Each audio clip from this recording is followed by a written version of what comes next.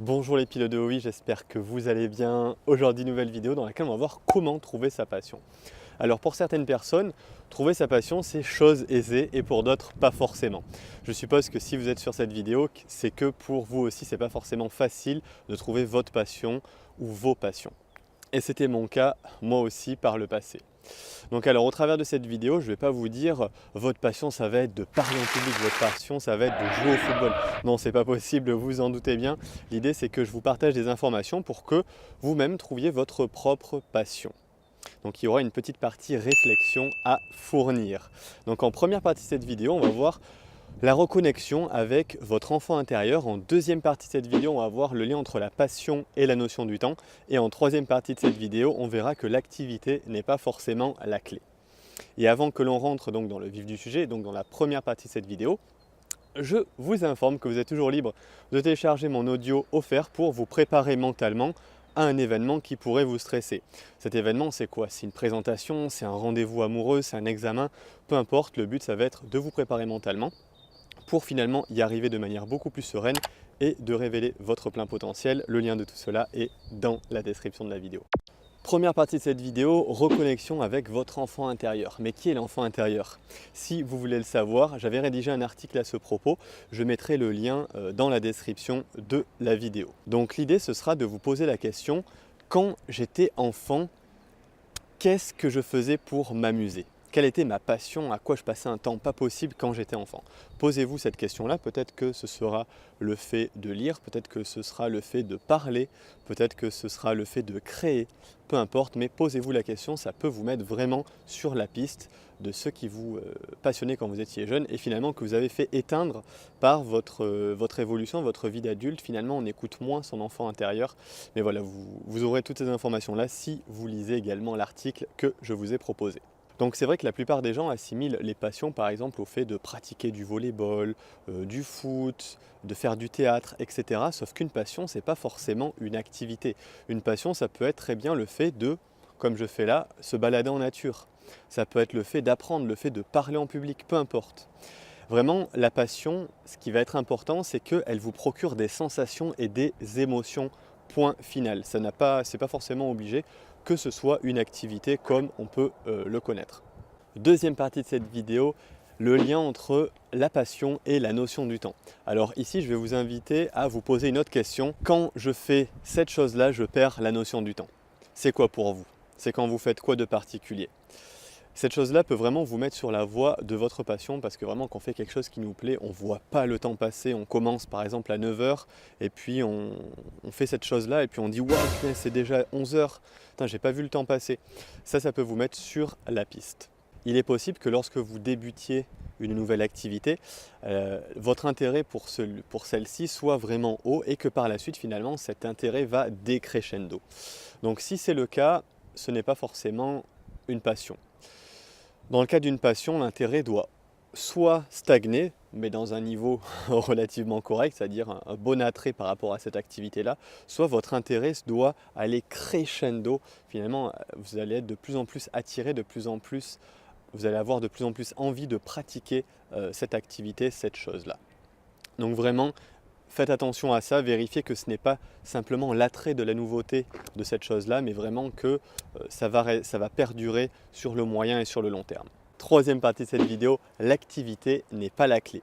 Il est possible que cette nouvelle activité que vous êtes en train de pratiquer soit un petit peu complexe au début. C'est comme par exemple si vous apprenez à jouer d'un instrument, au début vous avez envie, mais c'est compliqué parce qu'il y a tout un tas de choses à apprendre, mais finalement par la suite vous allez de plus en plus aimer, finalement ça peut devenir votre passion. Et donc vraiment pensez à cela quand vous êtes en train de pratiquer une nouvelle activité. Peut-être qu'au début ça va être très compliqué, mais vous allez vous accrocher, par la suite ça va devenir une passion. Parfois finalement vous allez avoir un fort intérêt au début, puis finalement ça va retomber, ça va fondre comme neige au soleil. Donc vraiment essayez de tester une activité sur un temps assez long quand même pour voir si votre intérêt va aller crescendo, décrescendo ou va stagner. Mais si stagne à un bon niveau, comme je vous l'ai dit précédemment, c'est bon signe. Ici, je vais illustrer cela avec un exemple tiré de mon vécu personnel, donc par rapport au développement personnel. Donc c'est vrai que depuis tout jeune, j'aime bien lire. Et donc à un moment donné, vers mes 19 ans, comme je vous l'ai dit précédemment, j'avais envie de progresser, j'en avais marre d'être timide, j'avais envie d'avoir plus confiance en moi, donc j'ai commencé à lire des livres de développement personnel. Donc au début, c'était pas forcément une passion. Je lisais, bon, j'aimais lire, mais bon, lire ce genre de livre-là, bon, je l'ai plus fait par nécessité qu'autre chose.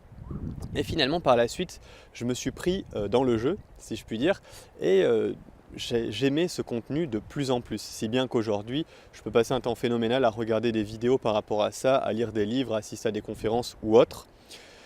Et pareil, quand j'accompagne des clients par rapport à du coaching, j'ai besoin de mettre une alarme parce que sinon je dépasse allègrement le temps imparti du coaching qui est d'environ 45 minutes, 1 heure. Donc vraiment voilà, quand on pratique quelque chose qui nous plaît vraiment, on perd la notion du temps.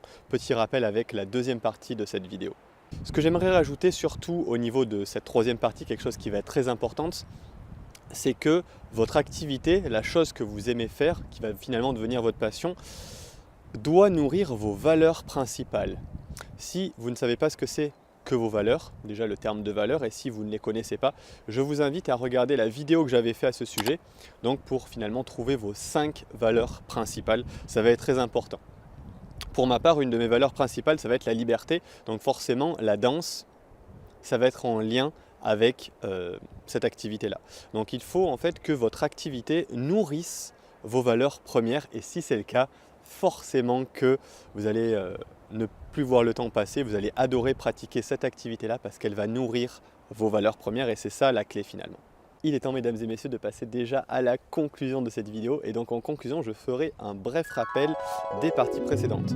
Donc première partie de cette vidéo, on a vu la reconnexion avec votre enfant intérieur. Et dans cette partie-là, la question que je vous ai demandé de vous poser à vous-même, c'est qu'est-ce que vous faisiez quand vous étiez enfant qui vous procurait du plaisir ?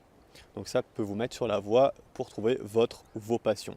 En deuxième partie de cette vidéo, on a vu le lien entre la notion du temps et votre passion. Finalement, posez-vous la question, quelle activité qui, quand je la pratique, je perds la notion du temps?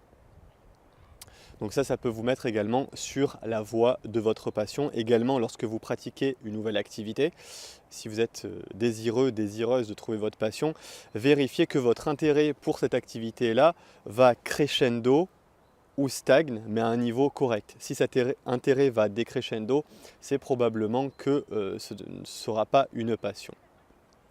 Et enfin, en troisième partie de cette vidéo, on a vu que l'activité n'est pas forcément la clé. En fait, cette activité doit nourrir vos valeurs premières. Donc l'idée, ce sera de trouver vos valeurs premières et par la suite de trouver des activités qui peuvent nourrir ces valeurs premières. Voilà au niveau du récap. Au niveau de cette conclusion, j'aimerais dire que finalement l'idéal serait de vivre de sa passion.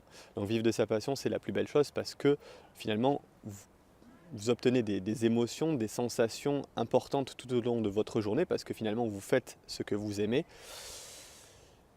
Donc vous êtes dans un état de bien-être constant et assez haut et par la suite vous êtes également payé pour cela.